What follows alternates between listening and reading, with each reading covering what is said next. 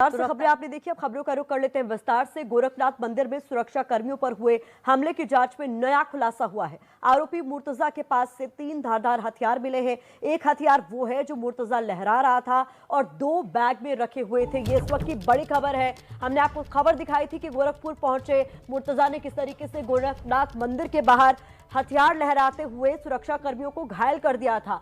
अब जांच के बाद यह पता चल रहा है कि उसके पास जो एक बैग था उसमें 2 और हथियार रखे हुए थे। यानी एक हथियार वो जो इस वक्त आप तस्वीरों में उसे देख रहे हैं लहराते हुए और जिससे हमला करते हुए आप देख रहे हैं, उसके अलावा 2 और चाकू बरामद हुए हैं उसके बैग से।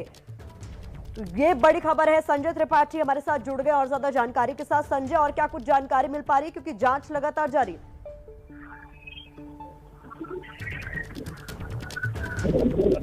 उसके पास से एक बांका वो मिला है जिसको उसने हमले पर इस्तेमाल किया है। इसके अलावा 2 हथियार उसके पास और थे, एक चाकू और थी और एक बांका और था।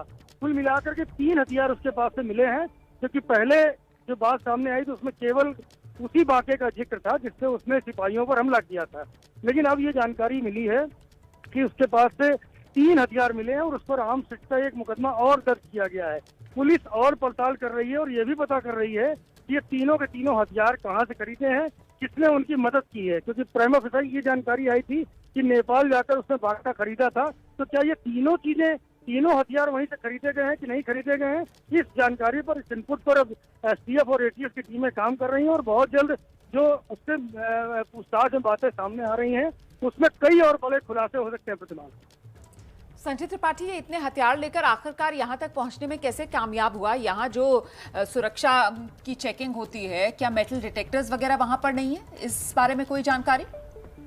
रुमाना, देखिए, लोन वुल्फ अटैक जो स्ट्रेटजी पता चली है, जिसके वीडियोस देखता था उस आधार पर ही ये काम कर रहा था। और जो आपने जैसे सवाल पूछा कि क्या मेटल डिटेक्टर वगैरह, तो जिस मेन गेट पर ये घटना हुई है उस गेट पर ही जो 2 सिपाही बैठे थे, वो मंदिर में प्रवेश करने का सबसे पहला और मुख्य मार्ग है।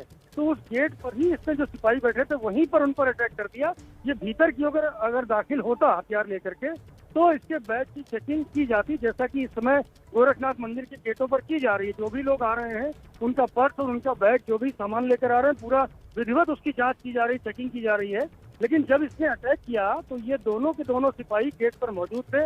ये अपनी ड्यूटी वाले पोस्ट पर बैठे हुए थे और पीछे से आकर के इसने बांके से उन पर प्रहार कर दिया और उसके बाद अफरा तफरी मच गई। और जैसा आपने देखा कि उसको बाद में बड़ी मशक्कत के बाद गिरफ्तार किया गया, पकड़ लिया गया। तो ये अंदर ही नहीं प्रवेश कर पाया था। वो मेटल डिटेक्टर उसके आगे वाले रास्तों पर लगे हुए हैं। तो बहरहाल सुरक्षा यहाँ पर पुख्ता कर दी गई है और पूछताछ के आधार पर एक जानकारियां सामने आ रही हैं। बहुत शुक्रिया संजय त्रिपाठी, आप लगातार नजर बनाए रखें। आगे भी अपडेट्स के लिए आपका रुख हम करते रहेंगे।